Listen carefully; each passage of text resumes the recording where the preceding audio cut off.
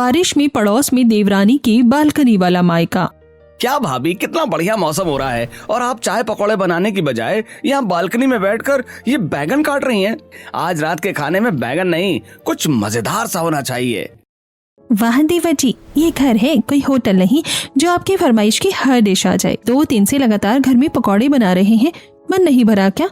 और रही बैंगन की बात, तो आज रात घर में बैंगन ही बनेगा। और अगर कुछ अच्छा खाने का मन है तो देवरानी ले आओ, फिर जो मन चाहे बनवा लेना उससे। क्या भाभी, आप तो बस मेरी शादी के पीछे ही पड़ी रहती हो। खैर छोड़ो, मैं अपने लिए बाहर से कुछ ऑर्डर कर लेता हूँ। यहाँ गर्लफ्रेंड नहीं बन रही और इन्हें शादी की पड़ी है। अंकुश की बात सुनकर नीलम हंसने लगती है, तो वहीं अंकुश बालकनी में खड़े खड़े फोन से ऑनलाइन खाने पीने की चीजें ऑर्डर कर रहा होता है कि तभी उनके सामने वाले पड़ोस के घर के आगे एक बड़ा सा ट्रक आकर रुकता है, जिसके अंदर घर का काफी सारा सामान होता है। तो वहीं पीछे एक टैक्सी भी आकर रुकती है, जिसके अंदर से संगीता नाम की एक विधवा औरत अपनी 2 बेटियों शीतल, मुस्कान और बेटे मयंक के साथ उतरती है। देखा माँ, मोहल्ला काफी बड़ा है और आसपास का एरिया भी काफी अच्छा है। जगह तो इस बार तूने काफी अच्छी पसंद की है।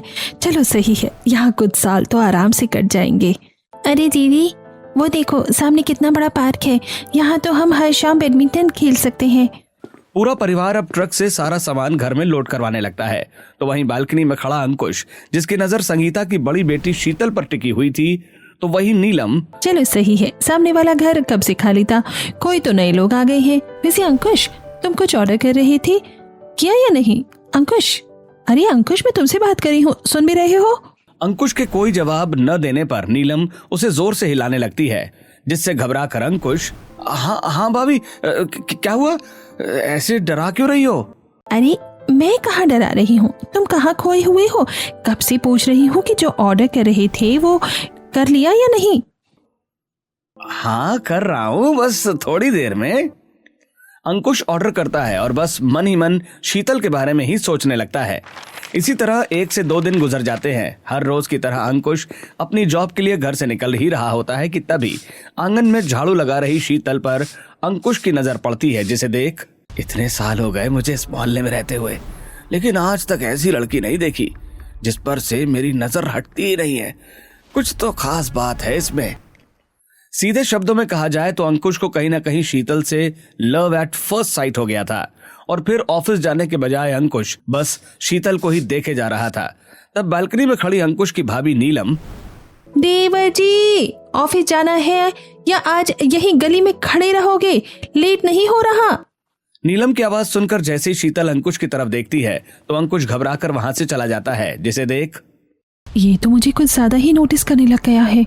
अंकुश अक्सर शीतल को देखा करता था, ये बात शीतल भी जानती थी। तो वहीं 2 दिन बाद शाम के वक्त जब शीतल छत से कपड़े उतार रही होती है, तभी अंकुश भी छत पर आता है और फिर से शीतल को मुस्कुरा कर देखने लगता है। और इस बार शीतल भी अंकुश को स्माइल पास कर देती है कि तभी छत पर से सूखी लाल मिर्च उठाने के लिए नीलम आती है, जिसे देखते ही शीतल चली जाती है। तो वहीं अंकुश फोन पर बात करने का नाटक करने लगता है। हाँ, अच्छा ठीक है, हाँ मैं सर से बात करके तुझे बताता हूँ। अरे देवर जी, जब मैं छत पर आई तब तो आप किसी से बात नहीं कर रहे थे, कि एकदम से फोन कान पर कैसे लग गया, और वो भी उल्टा।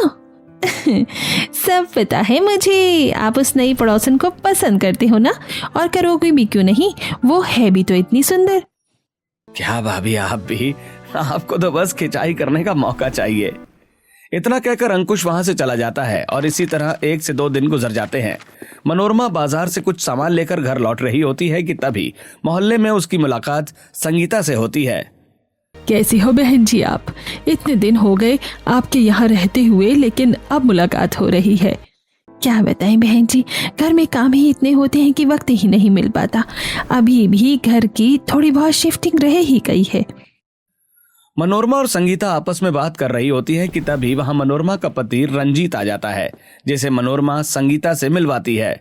जी देखा तो मैंने उस दिन आपको, जब आप यहाँ घर देखने के लिए आए थे। वैसे आपके साथ वो आपके बड़े बेटे थे ना, पर आपके पति नहीं दिखे मुझे अभी तक। वो कहाँ हैं? बाहर काम करते हैं क्या? दरअसल उनकी कुछ सालों पहले ही हार्ट अटैक से मृत्यु हो गई थी और अब मैं अपने बेटे और 2 बेटियों के साथ रहती हूँ। माफ कीजिएगा बहन जी, हमने कुछ भी पूछ लिया आपसे, पर आप फिक्र मत करिए, किसी भी चीज की जरूरत होना तो आप हमें बेझिझक बता सकती हैं।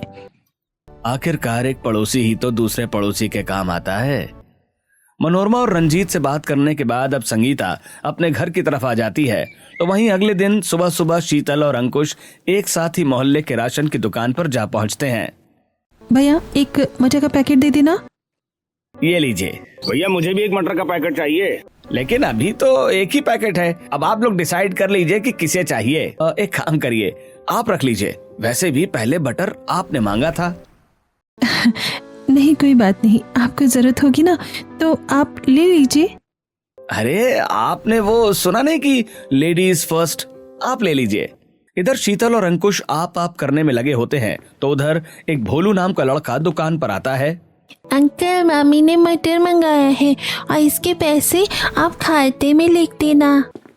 वो बच्चा वहां से बटर लेकर 2 मिनट में रफू चक्कर हो जाता है, जिसे देख दुकान वाला, अरे अब क्या तुम लोग आप लीजिए कर रहे हैं, बटर तो गया, अब करते रहो। दुकानदार की बात सुनकर अंकुश और शीतल हंसने लगते हैं और आज पहली बार दोनों एक दूसरे से बात करते हैं और नंबर लेते हैं कि तभी शीतल की नजर मोहल्ले के घर के आंगन में जाती है, जहां एक कलावती नाम की एक बूढ़ी औरत बैठकर बस मोहल्ले के हर किसी शख्स पर नजर गड़ाए रहती है। ये देखकर शीतल वहां से फौरन चली जाती है और उस दिन के बाद से दोनों की अक्सर कॉल पर बातें शुरू हो जाती हैं। तुम पागल हो, अरे टाइम देखो, रात के 11 बज रहे हैं। अगर मैं बालकनी में आई और किसी ने देख लिया तो? अरे इस वक्त कौन देखेगा, सब घोड़े बेचकर सो रहे होंगे, प्लीज आओ ना, वैसे भी आज पूरा दिन नहीं देखा। अंकुश और शीतल कॉल पर बातें करते हुए अपनी अपनी बालकनी में आ जाते हैं और एक दूसरे को देख मुस्कुराने लगते हैं। अंकुश एक गुलाब का फूल लेकर सीधा शीतल की बालकनी की तरफ फेंकता है, जिसे शीतल जैसे ही पकड़ती है कि तभी शीतल की माँ संगीता उसकी बालकनी में आ जाती है। ये सब क्या है शीतल, अगर किसी मोहल्ले वाले ने देख लिया तो क्या इज्जत रह जाएगी हमारी। उनकी तरह हमारा खुद का घर नहीं है, अरे किराए का घर है, कहाँ कहाँ सामान उठाकर भागेंगे। और तुम्हें शर्म नहीं आई, खुद की भी तो बहन है ना घर पर। आंटी जैसा आप सोच रही हैं वैसा कुछ नहीं है, वो तो बस। माँ आप गलत सोच रही हैं। संगीता शीतल को लिए सीधा अंकुश के घर आ पहुंचती है। परिवार वालों को भी पूरी बात पता चलती है। मैं अपने बेटे की तरफ से माफी मांगता हूँ, मुझे नहीं पता था कि ये ऐसी हरकत करेगा। लेकिन पापा जी, इनसे माफी मांगने की क्या जरूरत है? मेरा मतलब, अगर अंकुश ने शीतल को भूल दिया तो शीतल ने भी तो उसे एक्सेप्ट किया ना, तो इसका मतलब तो यही हुआ कि दोनों एक दूसरे को पसंद करते हैं। और वैसे भी हमें तो अंकुश की शादी करवानी ही थी, और अब शीतल भी तो शादी लायक हो चुकी है, और अगर ये दोनों एक दूसरे को पसंद करते हैं तो फिर क्या ही बुराई है। वैसे संगीता बहन जी, नीलम बिल्कुल ठीक कह रही है, अगर दोनों बच्चों के दिलों में कुछ है तो हम रिश्ते को आगे बढ़ा सकते हैं। आप लोग तो ठीक ही कह रहे हैं।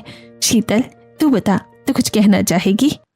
संगीता की बात सुनकर शीतल शर्माने लगती है, तो वहीं अंकुश का भी कुछ ऐसा ही हाल होता है। इसे देख दोनों परिवार वाले जवाब समझ जाते हैं और अब जल्द ही दोनों आसपास के घरों में शादी की तैयारियां हो रही होती हैं, जहां शीतल को उसकी ही बालकनी में हल्दी लगाई जाती है। तुम्हारा सही है संगीता, एक कदम में बेटी कमाई का और एक कदम में ससुराल। तुम तो पूरा दिन बालकनी पर खड़े खड़े अपनी बेटी से बातें कर सकती हो। दीदी आपकी तो ये बालकनी वाली लव स्टोरी सक्सेसफुल रही, काश मुझे भी ऐसा ही कोई मिल जाए। ऐसे ही मस्ती मजाक करते दिन में सारी रस्में बीत जाती हैं और आज शीतल और अंकुश की शादी हो जाती है।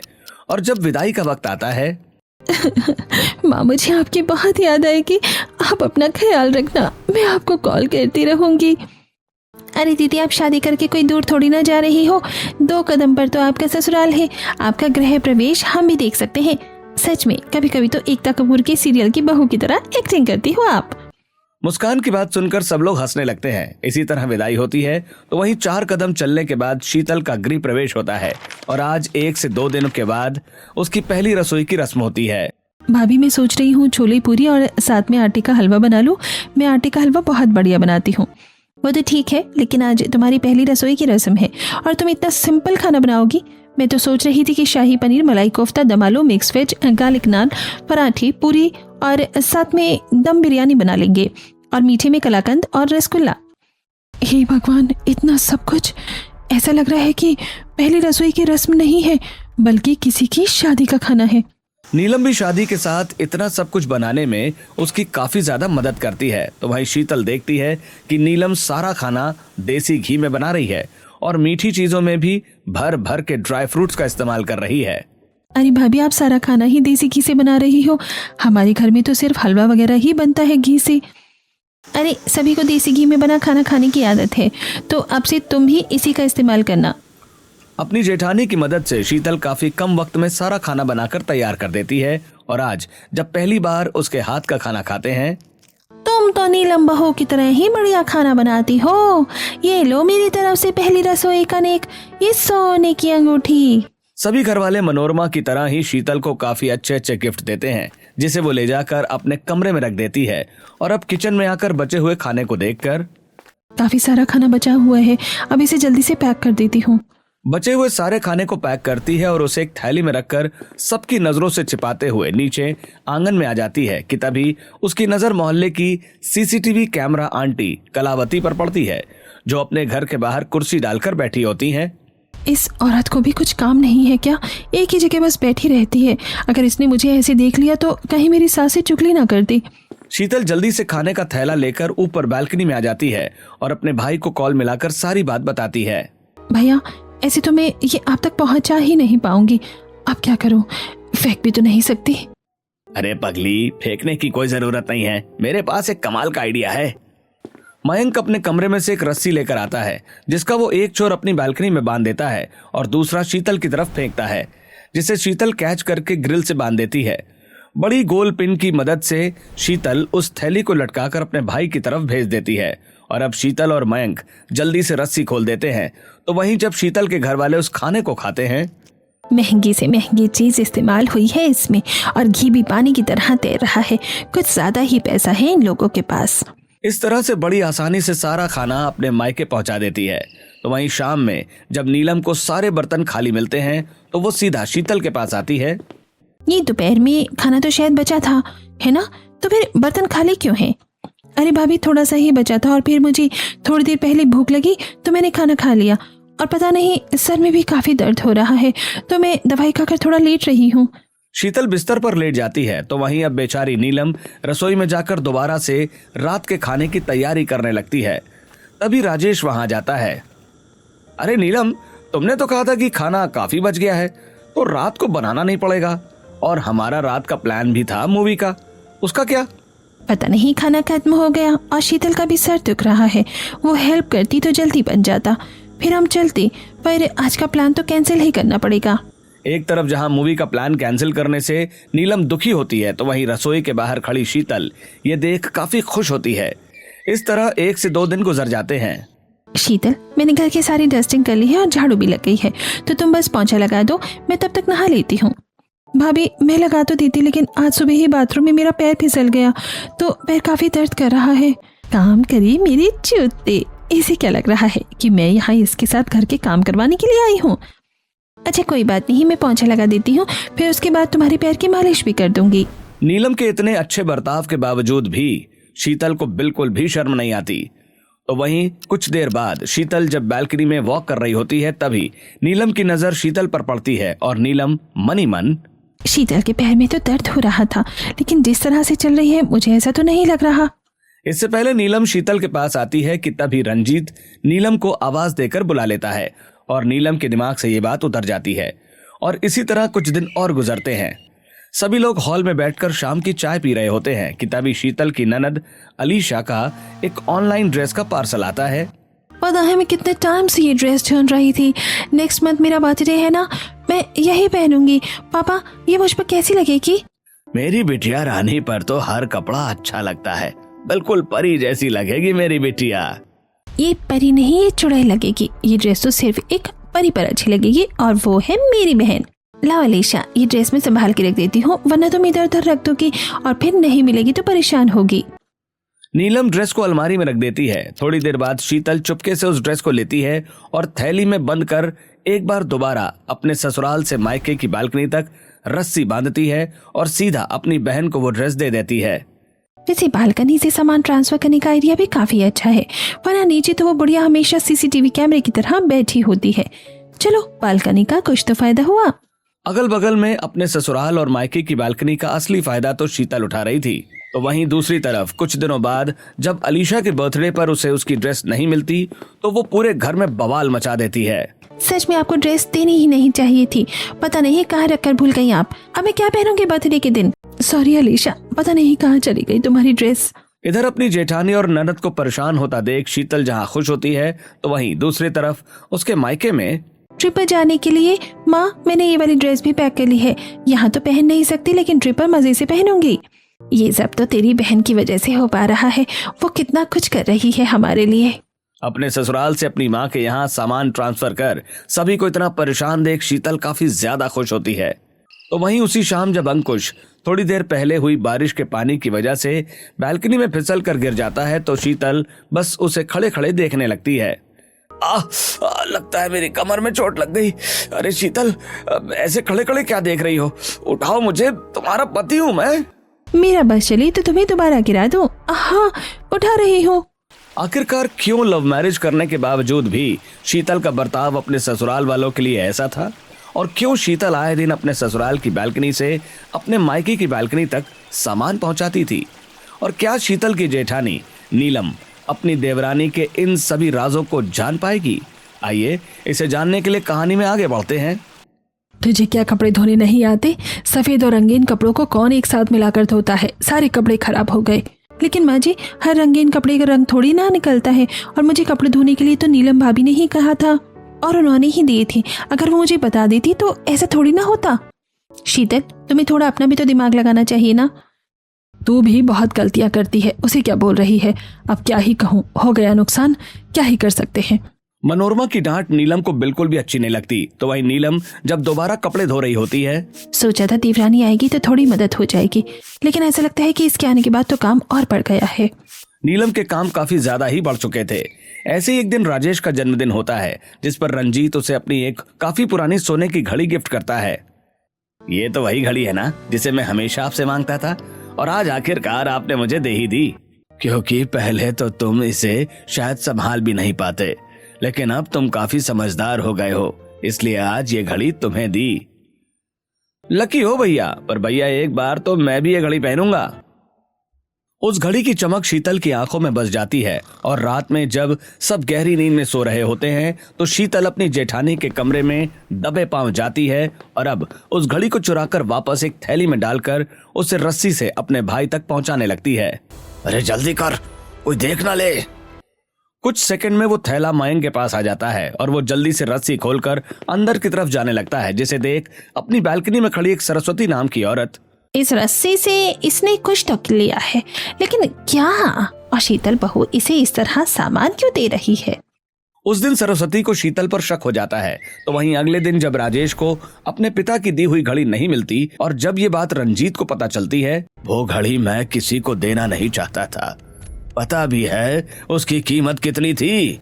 पता नहीं पापा, घड़ी कहाँ चली गई? घर में तो कोई चोरी भी नहीं कर सकता, और मैंने अलमारी में संभाल कर रखी थी। अलमारी से कोई चीज कैसे गायब हो सकती है, वो भी रातों रात?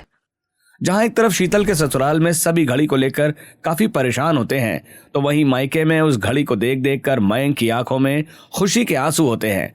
और इसी तरह समय गुजरता जाता है। आज बहुत तेज बारिश हो रही थी, जिसके चलते नीलम काफी तरह तरह के पकौड़े बनाती है। ये देखकर, ये पकौड़े तो मेरी छोटी बहन और माँ को बहुत पसंद है। एक काम करती हूँ, थोड़े से पैक करके दे देती हूँ। पकौड़े और चटनी पैक कर हर बार की तरह बालकनी से दूसरी बालकनी में पहुंचा रही होती है कि तभी नीलम उसे देख लेती है। इस तरह से पकौड़े कौन देता है? तुम चाहती तो नीचे से भी जाकर दे सकती थी। अरे भाभी, छोटी को पकौड़े खाने का मन कर रहा था तो मैंने सोचा यहाँ बन गए हैं तो दे देती हूँ।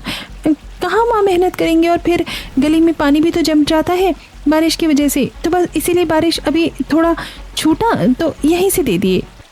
शीतल की हरकत नीलम के दिल में शक पैदा करने के लिए काफी थी, और अब इसी तरह 1 से 2 दिन और गुजर जाते हैं। और आज शीतल कॉल पर, अच्छा तो आपने पहले क्यों नहीं बताया? मुस्कान भी बाहर गई हुई है और मेरी भी कुछ तबीयत ठीक नहीं लग रही। क्या हुआ शीतल, सब ठीक तो है? भाभी, घर पर काफी काम पड़ा है और माँ की तबीयत ठीक नहीं है। मुझे भी काफी थकान सी हो रही है और मुस्कान भी बाहर गई है। अगर आप बुरा न मानो तो आप थोड़ा जाकर घर का काम कर दोगी? क्या हो गया, क्यों नहीं करेगी नीलम? तुझे कोई दिक्कत तो नहीं है नीलम बहू? नीलम ना नुकुर करती है और अब सीधा अपनी देवरानी के मायके पहुंचती है, जहां वो घर का सारा काम करती है। जरा ठीक से झाड़ू लगाओ, कोने में कूड़ा पड़ा हुआ है।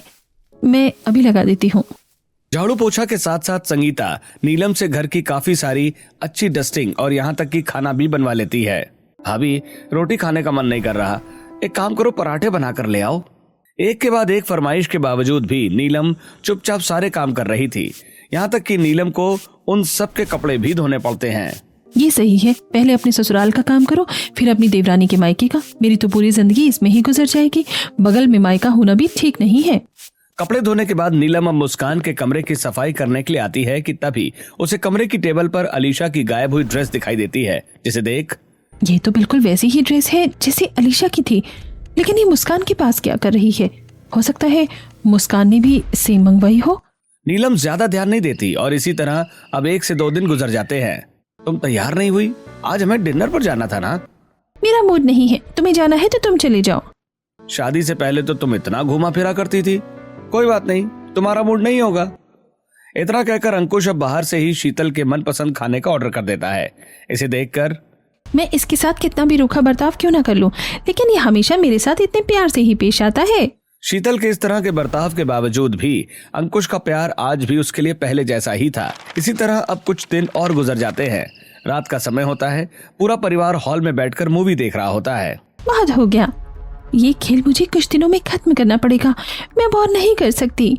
किस खेल की बात कर रही थी और जो अभी तक हम लोग खेल रहे थे, क्या वो सब एक सच्चाई थी या सच्चाई के पीछे छुपा एक राज? इन्हीं चीजों को जानने के लिए कहानी में आगे बढ़ते हैं। भाभी, यहाँ से तो रिक्शा मिलने से रहा, दूसरी तरफ चलते हैं, वहाँ से मिल जाएगा। अलीशा अपनी बड़ी भाभी के साथ शॉपिंग कर रोड के उस पार से रिक्शा ले रही होती है कि तभी वो दोनों देखती हैं कि सामने बने एक बड़े से हॉस्पिटल से शीतल अपनी माँ के साथ बाहर निकलती है और संगीता ने सर पर घूंघट भी नहीं किया होता, जिसे देख अरे भाभी, आप हॉस्पिटल में क्या कर रही हैं? और आंटी, आप तो कभी सर पर पल्लू नहीं रखती, तो फिर आज अचानक क्यों? किसी रिलेटिव की तबीयत खराब हो गई थी ना, तो हम आ गए थे, और बड़े भी हैं तो इसलिए माँ ने पल्लू रख लिया। सब ठीक तो है ना? हम चले देखने के लिए उन्हें। बेटा, सब ठीक है, चलो घर चलते हैं। दोनों हड़बड़ाकर रिक्शा पर चली जाती हैं। दोनों का यूं हड़बड़ी में जाना नीलम को काफी ज्यादा अजीब लगता है। तो वहीं आज हर महीने की तरह मासिक धर्म से परेशान शीतल बेड पर लेटी होती है कि तभी अंकुश उसके लिए काफी सारी खाने पीने की चीजें, चॉकलेट्स, फ्लावर्स लेकर आता है। मैं तुम्हारा दर्द तो कम नहीं कर सकता, लेकिन थोड़ा कुछ तो कर ही सकता हूँ ना। वैसे मैं सोच रहा हूँ कि आज मिलकर तुम्हारी फेवरेट मूवी देखें। तुम्हें हैरी पॉटर बहुत पसंद है ना? अंकुश के इस तरह के बर्ताव को देख कहीं ना कहीं शीतल का दिल पिघलता है, लेकिन वो फिर से किसी पुरानी चीज को याद करके पहले जैसी हो जाती है और इसी तरह वक्त गुजरता रहता है। शीतल, नीलम, ये देखो, ये हार तुम्हें तुम्हारे ससुर जी ने हमारी 8वीं सालगिरह पर लाकर दिया था। अच्छा है ना? इतने सालों से लॉकर में था, आज निकली तो सोची तुम्हें ही दिखा देती हूँ। बहुत सुंदर है ये हार माँ जी। मनोरमा हार दिखाने के बाद अलमारी में रख देती है, तो वहीं उस हार को देख शीतल कहीं खो सी जाती है और जैसे ही सब वहां नहीं होते तो शीतल उस हार को चुराकर फिर से एक थैली में बांध लेती है।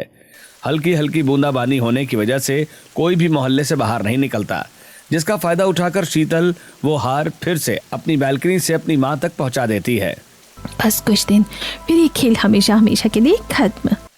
लेकिन कहते हैं ना कि चोर कितना ही शातिर क्यों ना हो, कोई ना कोई गलती कर ही देता है। शीतल को इस बार अपने मायके की बालकनी से सामान पहुंचाते हुए मोहल्ले में रहने वाली सरस्वती नाम की औरत देख लेती है और जब हार न मिलने पर घर पर पुलिस आती है तो सरस्वती का शक पक्का हो जाता है और वो शीतल को ब्लैकमेल करने लगती है। मुझे पता है, हो ना हो वो हार चोरी करके तुमने ही बालकनी के रास्ते अपने मायके पहुंचाया है, और अब मैं जाकर सारी सच्चाई तुम्हारे ससुराल वालों को बता दूंगी। हद में रहो, समझी? और ये पकड़ो कुछ पैसे अपने इस तोते जैसे मुंह को बंद रखने के लिए।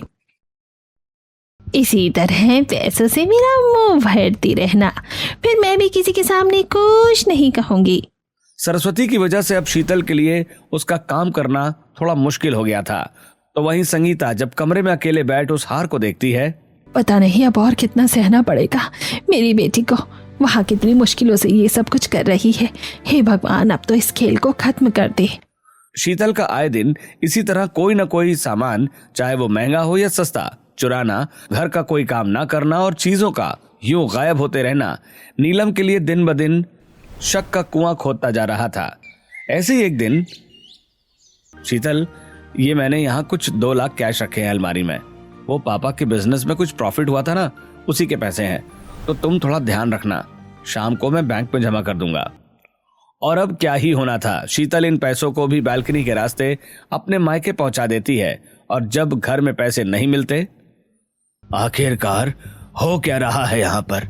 आए दिन कुछ ना कुछ गायब होता रहता है, कभी पैसे, कभी गहने, कभी घड़ी। सच सच बताओ, तुम में से किसी ने किया है क्या? घर में सभी परेशान होते हैं तो वहीं शीतल बिल्कुल नॉर्मल होती है, जिसे देख अब नीलम को उस पर शक होता है। तो वहीं जब थोड़ी देर बाद शीतल अपने मायके जाती है तो नीलम भी उसका पीछा करती है। और अब बेटा अब बस भी कर, तेरा रोज रोज कुछ ना कुछ वहां से यहाँ करना। वो बालकनी का रास्ता काफी खतरनाक है। वो सरस्वती का मुंह तो हमने पैसे देकर बंद कर दिया, लेकिन अब आगे क्या होगा? माँ बस कुछ दिन और, फिर ये खेल जल्द से जल्द खत्म हो जाएगा। शीतल और उसकी माँ की सारी बातें नीलम सुन लेती है और अब आखिरकार उसका शक यकीन में बदल जाता है। मुझे तो पहले से ही पता था कि इन सब के पीछे यही है। अब देखती हूँ कि कैसे नहीं पकड़ी जाती। उसी रात नीलम जानबूझकर तिजोरी की चाबी तिजोरी में ही लगी रहने देती है, जिसे जब शीतल देखती है तो सबके सोने के बाद तिजोरी खोलकर उसमें से कुछ पेपर्स निकालती है और फिर से बालकनी के रास्ते सामने खड़ी अपनी बहन को पहुंचाने लगती है। लेकिन इस बार नीलम उसकी वीडियो बनाते हुए उसे रंगे हाथों पकड़ लेती है। तो तुम हो इस घर की असली चोर। अब बस बहुत हुआ। मैं तुम्हारी और तुम्हारे परिवार की सारी सच्चाई सबके सामने लेकर आऊंगी। भाभी आप रुकिए। भाभी, ये सब करने से पहले इसके पीछे का कारण तो सुन लीजिए। शीतल, मुझे अच्छे से पता है हमारी अमीरी को देखकर तुम गरीबों की आंखों में लालच आ गया था। शर्म नहीं आई मेरे देवर जी के साथ प्यार का नाटक करते हुए? भाभी मैंने कोई नाटक नहीं किया। भले ही पहले मुझे प्यार ना हो, लेकिन अब मुझे उनसे प्यार है। मैं आपको सारी सच्चाई बताती हूँ, मेरे साथ चलिए। अपनी बहन और जेठानी को लेकर वो उसी अस्पताल में पहुंचती है जहां के एक वार्ड में सुरेश नाम का आदमी, जो आधे शरीर से पैरालाइज्ड होता है, वो एडमिट होता है। ये कौन है और तुम मुझे यहाँ क्यों लेकर आई हो? ये कोई और नहीं बल्कि मेरे पापा है। क्या कहा? पापा? लेकिन तुम तो कहती थी कि तुम्हारे पापा की डेथ हो चुकी है। दरअसल रंजीत और सुरेश कोई और नहीं, सालों पुराने काफी अच्छे दोस्त और बिजनेस पार्टनर होते हैं। आज से करीब 15 से 18 साल पहले। सुरेश, तू मुझ पर कितना भरोसा करता है। सारा पैसा लगाकर बिजनेस तूने खड़ा किया और मुझे अपना पार्टनर भी बना दिया। मैं तो बहुत खुश नसीब हूँ। देखना एक ना एक दिन जरूर आएगा जब मैं तेरी बेटी को अपने घर की बहू बनाऊंगा। मुझे भी उस दिन का बेसब्री से इंतजार है। सुरेश के लिए रंजीत उसकी जान से बढ़कर था, लेकिन रंजीत के दिल में ऐसा कुछ भी नहीं था। एक दिन उसने सुरेश को धोखा देकर उसका सारा बिजनेस, पैसे और कई सारी चीजें हड़प ली थी, जिससे सुरेश को काफी खतरनाक हार्ट अटैक पड़ता है और वो हॉस्पिटल में एडमिट हो जाता है। मैं कभी सोच भी नहीं सकता था कि रंजीत मेरे साथ ऐसा करेगा। अच्छा हुआ कि उसने अभी तक तुम में से किसी को नहीं देखा, वरना वो तुम लोगों के साथ भी कुछ भी कर सकता था। संगीता पूरी तरह से अकेली पड़ जाती है और सुरेश के पैरालाइज्ड होने के बाद उसे ही सब कुछ संभालना पड़ता है। मैं आज रंजीत को कभी माफ नहीं करूंगी। इसकी वजह से मेरे परिवार की जिंदगी तबाह हो गई। बड़े होने के बाद जब ये सारी बात शीतल को पता चलती है तो वो और उसके परिवार का पता निकलवाती है और कई महीनों की कोशिश के बाद आखिरकार वो उसी मोहल्ले में आ जाते हैं। और शीतल शुरुआत के दिनों में अंकुश को प्यार में फंसाकर बस रंजीत के परिवार से बदला ले रही होती है। भाभी मैं क्या ही करती? अगर आपके पिता के साथ ऐसा होता तो क्या आप माफ कर देती? आप लोगों के पास जो भी कुछ है ना, उसमें से आधी से ज्यादा चीजें हमारी हैं। शीतल, मुझे नहीं पता था कि तुमने इतना सब कुछ सहा है। अब तुम्हें ये सब करने की कोई जरूरत नहीं है। तुम्हें पेपर्स चाहिए ना, मैं तुम्हें पेपर्स दूंगी। उसी रात जब सब गहरी नींद में सो रहे होते हैं तो इस बार नीलम अपनी देवरानी का साथ देती है और तिजोरी में से पेपर्स लगभग निकाल ही रही होती है कि तभी वहां रंजीत पूरे परिवार के साथ एकदम से आ जाता है। उसे देख नीलम के पैरों तले जमीन खिसक जाती है। हमने तो आस्तीन के सांप पाल रखा था, बहू तू ये सब कर रही है? मुझे इसकी उम्मीद नहीं थी। अच्छा हुआ कि आज तू रंगे हाथों पकड़ी गई। नीलम, मैं कभी सोच भी नहीं सकता था कि तुम इतनी नीच हरकत करोगी। क्या जरूरत थी तुम्हें ये सब करने की? भाभी को बोलने से पहले ये सोच लीजिए, ये सब भाभी ने नहीं बल्कि मैंने किया है, और आप सबको इसका कारण जानना है ना, तो आप लोग मेरे साथ चलिए। शीतल अपने भाई को भी कॉल कर देती है। उसके बाद अब दोनों परिवार शीतल के साथ अस्पताल जाते हैं और जब रंजीत सुरेश को ऐसी हालत में देखता है तो उसे अपनी आंखों पर यकीन नहीं होता। हे भगवान, ये सुरेश है? नहीं, ये नहीं हो सकता, इसकी ऐसी हालत। मेरे पति की ऐसी हालत के पीछे का कारण भी तुम ही हो। सिर्फ तुमसे बदला लेने के लिए मुझे एक विधवा की तरह रहना पड़ा। मुझे पता है कि मैं कैसे अपने बच्चों को पाल रही हूँ। मेरे पति ने तो तुम्हें अपने भाई से बढ़कर माना था, तो क्यों किया तुमने ऐसा? पूरे ससुराल वालों को रंजीत की सारी सच्चाई बताती है, जिसे सुनकर पापा, मैं सोच भी नहीं सकता था कि आज जो भी सब कुछ हमारे पास है वो किसी और का है। शर्म आती है मुझे आपको अपना बाप कहते हुए। आप लोग मुझे माफ कर दीजिए, मुझे नहीं पता था कि इन्होंने इतनी नीच हरकत की होगी। जो वो गहने, पैसे, घड़ी या जो भी चीजें थी वो सब हमारी थी, इसलिए मैंने वो अपने मायके तक पहुंच जाई, और बाकी चीजें तो बस आप लोगों को परेशान करने के लिए ही थी। अंकुश, मुझे माफ कर देना। अपना बदला लेने के लिए मैंने प्यार का थोड़ा नाटक किया था, लेकिन सच में जब तुम मेरी परवाह करते हो और मेरे बुरे बर्ताव के बावजूद भी मेरा हमेशा साथ देते थे, तो उसके बाद मुझे सच में तुमसे प्यार हो गया। मैं समझ सकता हूँ शीतल, तुम्हारी जगह मैं होता तो शायद मैं भी यही करता। अब शीतल के ससुराल वालों को उससे कोई नाराजगी नहीं होती, लेकिन अब रंजीत से कोई भी बात नहीं करता। सबके ताने सुनकर और सुरेश की ऐसी हालत देखकर रंजीत काफी दिनों तक परेशान रहता है, और आज रंजीत एक काफी बड़ा फैसला लेता है। प्रॉपर्टी के सारे पेपर्स लेकर शीतल के परिवार के पास हॉस्पिटल जाता है और सुरेश के सामने हाथ जोड़कर, मैं जानता हूं सुरेश, तुम मुझसे बहुत नफरत करते हो और मुझे कभी माफ नहीं कर सकते, लेकिन भगवान के लिए मुझे माफ कर दो, वरना इतना बड़ा पाप लेकर मैं जी नहीं पाऊंगा। मैंने दौलत के लालच में एक सच्चा दोस्त खो दिया था। आज दौलत लौटाकर उसी दोस्त को वापस पाने आया हूं। माफ कर दो भाई, मेरी वजह से बहुत परेशानी हुई है तुझे और तेरे परिवार वालों को। रंजीत की आंखों में पश्चाताप के आंसू देखकर सुरेश की आंखों में आंसू आ जाते हैं और रंजीत को माफ कर देता है। इसके बाद अब दोनों परिवार एक साथ हंसी खुशी रहते हैं।